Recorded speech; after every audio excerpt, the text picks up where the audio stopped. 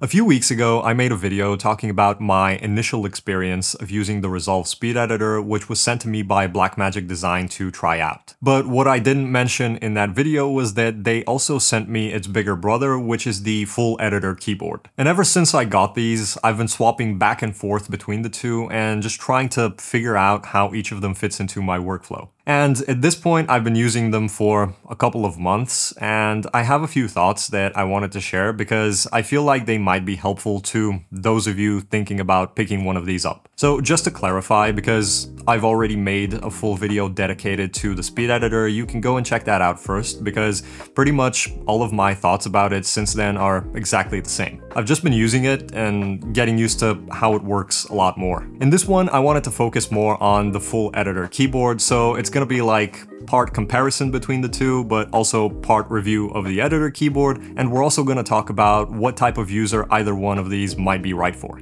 So starting out with the things that are similar between the two, and I think the most obvious one by far is going to be the wheel and the buttons right above it that change how it works. Aside from that, both of them have these editing specific buttons that are bound to some of the Resolve functions that you might need access to. It's essentially almost like if you were to take the Speed Editor and then like split it down the middle and take each half and put it on the sides of a normal bigger keyboard. And one more thing that I think is important to mention is that both of them come with a DaVinci Resolve Studio key in the box, which just gives you extra value for the money. And even though there's things that clearly look visually the same, there's a lot more that's different between the two. Like for starters, the size and the weight of them, and I think that one's pretty much like obvious, but the editor keyboard is going to be way bigger and heavier than the Speed Editor. A lot of that is because of the fact that it just feels more sturdy, and like, don't get me wrong, the Speed Editor doesn't feel poorly built by any means, but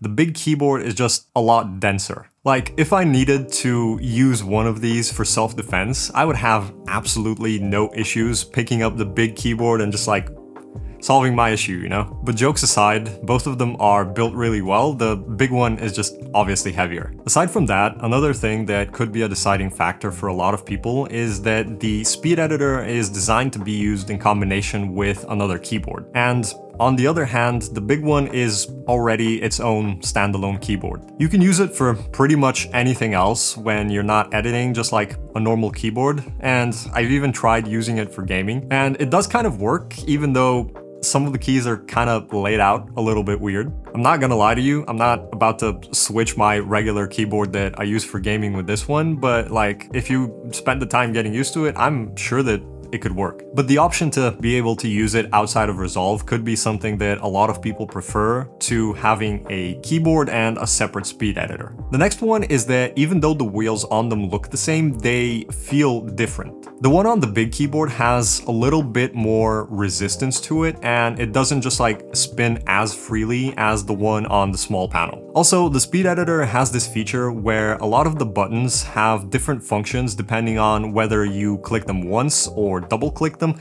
and that's a great way to get the most out of a small amount of keys. The big keyboard obviously has a lot more buttons that are bound to different functions, but it doesn't have that same multi-click functionality. The Speed Editor can be used both with a wired connection and over Bluetooth, but the big keyboard always needs to be plugged in. But a good thing is that the big keyboard has a few USB ports on the back of it so that you can plug in other accessories if you need to. And finally, the editor keyboard is going to be more expensive than the Speed Editor, but I think that's pretty much obvious, all things considered. Now, like I said, if you want to hear about my experience of using the Speed Editor and about my workflow with it, you can go and check out the full video after this one. But when it comes to using the editor keyboard, things were a little weird for me. I say that because to use it in the way that it's meant to be used, I had to go back to using the default Resolve shortcuts. And from some of my other videos, you might know that I'm someone who really likes setting up their own keybinds. But I was like,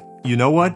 I want to give it a fair shot, so I'll do it. And it was a lot tougher than I thought it would be. I kind of realized that if you're someone like myself who spent a ton of time setting up your own shortcuts and you want to use the big keyboard, you've pretty much got two options. You can either swap back to the default Resolve shortcuts, or you can keep using your own, but at this point you're using functions that don't match the labels on the keys. Also, when switching from using the speed editor with my keyboard to the big keyboard, I would constantly try double-clicking some of the editing specific keys because they would usually have like a second function bound to them, just to realize that it wasn't the case anymore. And that can get a little confusing, but it also made me realize something that was kind of surprising. When I got both of these, I just kind of automatically assumed that the big keyboard would be meant for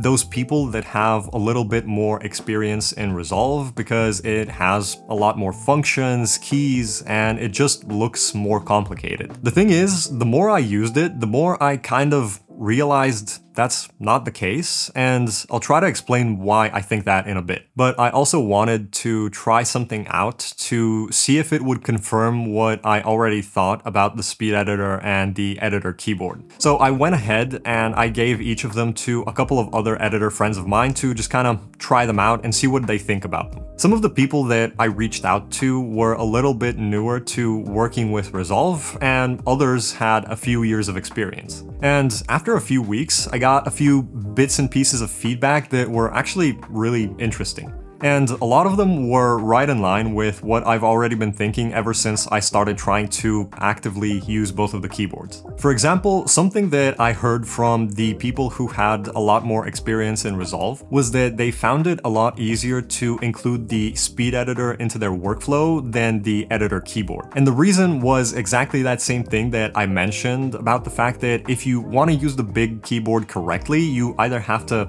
go back to using the default shortcuts, or you can just keep using your custom ones with what are essentially now incorrectly labeled keys. A lot of those editors with more hours in Resolve had already spent like a ton of time setting everything up to work exactly how they needed it to, and then even more time to get used to how things were. On the other hand, a few of the people who only recently switched to using Resolve said that they pretty much had no issue using the big keyboard because the default shortcuts were what they were using anyways. Something else I thought was very interesting was that some of the longer-term Resolve editors said that they would be very interested in a version of the editor keyboard that didn't have like all of the labels on the normal keyboard buttons. So if it was basically exactly the same with like the dial and the editing specific keys on the sides, but then all of the buttons in the middle were just like a normal standard keyboard layout. And honestly, that doesn't sound like a half bad idea to me. Like, I think that that's something that a lot of Resolve editors who are considering the big keyboard would be interested in. So finally, who is either of these keyboards, panels, or whatever you want to call them right for? Now, when we set aside the obvious things like the price and the space that each of them is gonna take up in your setup, I think that there's one main thing that you need to look at before picking up one of these. And that's gonna be, what does your current workflow look like? Have you spent like a bunch of hours setting up your own keyboard shortcuts that you're already used to?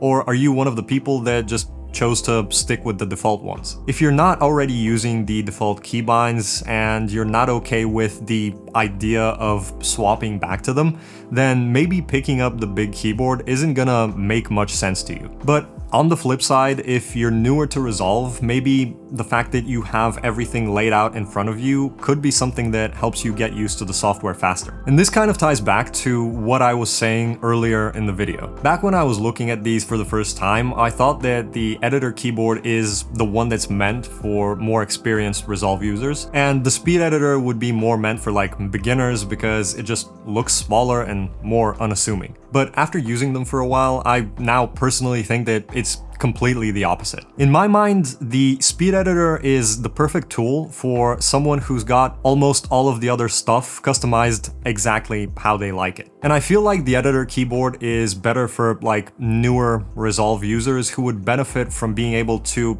you know, look at all of the labels for the functions on the keys in front of them, while also getting access to the wheel and the editing specific keys that are on each side of the keyboard, which are incredibly useful regardless of which of these you pick up. And just to be clear, I am by no means saying that one of them is like overwhelmingly better than the other. It's just gonna be a question of which one of these two meets your needs better. Again, that's just how I see it, but there's nothing stopping you from picking up either one of these, learning how it works, and using it to speed up your workflow. So hopefully this video was helpful to those of you still trying to decide between the speed editor and the editor keyboard. At the end of the day, it's gonna be a really subjective thing, but I at least hope that some of the things I mentioned were able to guide you in the right direction. And I'm actually interested, if you have either one of these, why did you go with the one that you got over the other one? Feel free to drop a comment, because I think that it could be really helpful to others who are still trying to pick. Because it's obvious that